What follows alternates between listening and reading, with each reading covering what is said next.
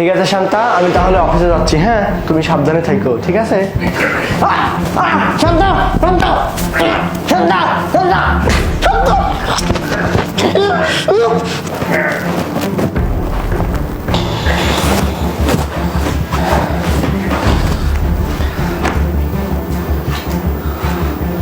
Madam, আপনি বলছিলেন না স্যারকে মারলে 5 লাখ টাকা দেবেন? দেন, আমার 5 লাখ টাকা দেন। আরে হ্যাঁ হ্যাঁ, তোর খবর আমি সবই জানি। আগে গিয়ে দরজাটা বন্ধ কর।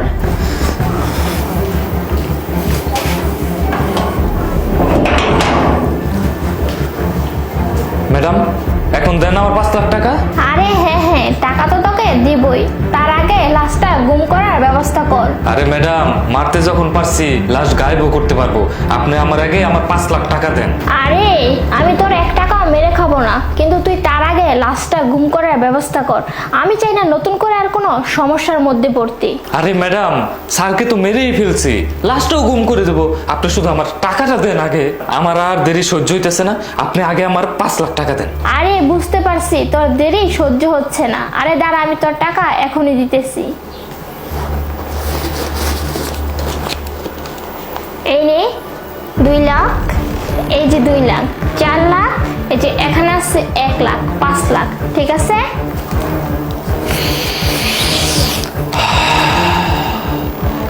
কিন্তু ম্যাডাম, একটা কথা, আমাকে দিয়ে তো স্যারকে মার্ডার করাইলেন, কিন্তু মার্ডারটা কেন করাইলেন? দেখ, তোকে এত কথা শুনতে হবে না। আমি তোকে যেটা বলছি তুই শুধু সেটা কর। লাস্টটা তুই গুম করার ব্যবস্থা কর। আরে ম্যাডাম, বলেই দেন না। আমি কি আর কাউকে বলে দেবো নাকি? কাউকে কিছু বললে তো আমিও ফাঁসে যাবো, কারণ আমি তো নিজের হাতেই স্যারকে মারছি, তাই না? হ্যাঁ, তুই ঠিকই বলছিস। আর তুই যদি কাউকে বলিস সেই ক্ষেত্রে তুই নিজেও ফেসে যাবি, কেননা তুই নিজের হাতে তোর স্যারকে মেরে ফেলছিস। আচ্ছা ঠিক আছে, আমি তোকে বলতেছি যে আমি তোর স্যারকে কেন মেরে ফেলছি। আচ্ছা ম্যাডাম, বলুন বলুন বলুন।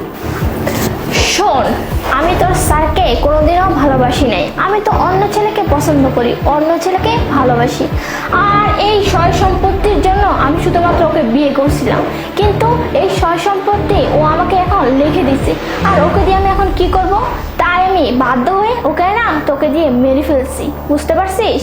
ও আচ্ছা ম্যাডাম, এইবার বুঝতে পারছি কেন আপনি স্যারকে মার্ডার করাইলেন। কিন্তু ম্যাডাম, একটা জিনিস, স্যার তো আপনাকে অনেক ভালোবাসতো। হ্যাঁ, তোর স্যার আমাকে ভালোবাসতো ঠিকই, বাট আমি তোকে ভালোবাসি নাই। আর আমি যেহেতু ওকে ভালোই বাসি নাই, তাহলে আমি ওকে দিয়ে কি করব? ও আচ্ছা, এই কারণে স্যারকে মার্ডার করাইছেন না? আচ্ছা আচ্ছা আচ্ছা, স্যার সব শুনছেন না?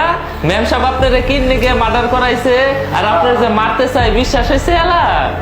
হ্যাঁ মুকুল, তুমি ঠিকই বলছো।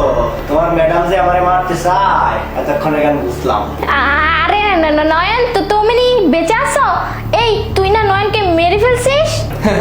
ম্যাডাম, আপনি কি ভাবছেন এই অল্প কিছু টাকার জন্য আমি আমার স্যারকে মেরে ফেলবো? আরে আমি তো স্যারের অনেক খাস লোক, প্রিয় লোক। আর আপনি যেদিনই প্ল্যান করছেন না স্যারের মারার, সেদিনই আমি স্যারের সব বলে দিচ্ছি।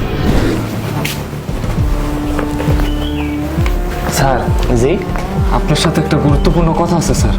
কি কথা বলো? কিন্তু স্যার, কথাটা আসলে কিভাবে বলি আপনারা, আপনি বিশ্বাস করবেন কিনা স্যার? আরে সমস্যা নাই, বলো। তুমি হচ্ছে আমার খুব কাছের একজন মানুষ, তুমি বলবা না তো কে বলবে? বলো কি বলবা। স্যার, কথাটা উঠেছে, ম্যাডাম আপনারা মারার পরিকল্পনা করতেছে স্যার। কি বলো মুকুল? স্যার সত্যি কথা। সি সি মুকুল, আমি তোমার কাছ থেকে এরকম কথা আশা করি না। তুমি আমার বাড়িতে এত বছর ধরে কাজ করো আর তুমি এরকম ধরনের কথা বলতেছো? স্যার কসম স্যার, আমার কথা বিশ্বাস করেন স্যার। ম্যাডাম আপনারা মারার পরিকল্পনা করতেছে এবং আমার দিয়ে আপনারা মারানোর প্ল্যান করতেছে। আমাদের 5 লাখ টাকা দিব কইছে যদি আপনারা মারতে পারি। সত্যি কথা স্যার, বিশ্বাস করেন। শান্তা এসব কাজ করতেছে? এত বছর ধরে সংসার করি আর শেষ পর্যন্ত তোমারে 5 লাখ টাকা খাইতেছে আমারে মারার জন্য, আমারে খুন করার জন্য? স্যার কি কও না কও? স্যার, আপনার যদি বিশ্বাস না হয় কালকে সকালে আপনি শুধু আমার কথা মতন অভিনয় করে যাবেন, ঠিক আছে? তাইলেই দেখবেন ম্যাডামের আসল রূপটা বাইরে হয়ে যাবো। ঠিক আছে স্যার, আপনি খালি এইটুক করেন, তাহলে আমি প্রমাণ করে দিতে পারবো যে আমি যেটা বলছি এটা সত্যি। ম্যাডাম আপনারা মারার পরিকল্পনা করতেছে স্যার। আপনার আমি স্যার অনেক ভালো লাগে আপনার কিছু হোক এটা আমি চাই না। আমি আপনার সাথে স্যার এত বড় বেমানি হইতে দিব না স্যার। শোনো মুকুল, তুমি আমার বাইক কাজ করতেছো আজকে অনেক বছর ধরে, আমি তোমার অনেক বিশ্বাস করি। এই কথা যদি মিথ্যা হয়েছে মুকুল, তোমার কিন্তু খবর আছে। না স্যার, আপনার নুন খাইছি স্যার, আমি এত বড় মিথ্যা কথা আমি বলতে পারবো না স্যার। আপনি কালকে সকালে এটা প্রমাণ পাইবেন স্যার। আচ্ছা ঠিক আছে, যাও তুমি তোমার কাজ করো। হ্যাঁ, ও আমার সব বলে দিছিল। তুই কি ভাবছিস? ও যখন আমার এইসব কথা বলতেছিল আমার তো বিশ্বাস হচ্ছিল না, তাই আমরা দুজন মিলে প্ল্যান করছিলাম। কি মুকুল? হ্যাঁ স্যার, আর প্ল্যানটা কিন্তু কাজে দিছে স্যার, দেখছেন সব সত্যি বের হয়ে গেছে। তুই মনে করছিস যে আমি ওইখানে মরে গেছি? না, আমি মরি নাই। এটা আমার আর মুকুলের সাধারণ নাটক ছিল, বুঝতে পারছিস? তোর তো এবার খবর আছে রে। দেখো নয়ন, প্লিজ তুমি আমাকে মাফ করে দাও। আসলে না আমি লোভে পড়ে গেছিলাম, আসলে আমি বুঝতে পারি নাই যে এরকম একটা কিছু হবে। তুমি প্লিজ আমাকে ক্ষমা করে দাও, এবারের মতো ক্ষমা করে দাও। শোন, কেউ যদি ভুল করে না তাহলে তাকে ক্ষমা করা যায়, কিন্তু তুই পাপ করছিস, আর পাপের কোনোদিন ক্ষমা হয় না। তুই লোভে পড়ে বাড়ির কাজের লোক দিয়ে তুই আমাকে মেরে ফেলতে চাইছিস। বুঝ তুই কতটা খারাপ, তুই একবার চিন্তা কর। তাও আমি একজন প্রশাসনের লোক হওয়া সত্ত্বেও তুই আমাকে মেরে ফেলতে চাইছিস। এইটা ছিল তোর ভালোবাসা না? চিন্তা করিস না, চল থানায় চল, ওইখানে আমার সব কিছু বলা আছে। আমি আগেই বলে রাখছি যে স্যার আমি আসতেছি, অ্যাটেম্প টু মার্ডার করার অপরাধে আমি আমার স্ত্রীকে নিয়ে আসতেছি, সব ব্যবস্থা করা আছে। দেখো নয়ন, একটা কথা বলবি না তুই। আসেন স্যার, আমি গাড়ি বের করতে বলতেছি, আসেন।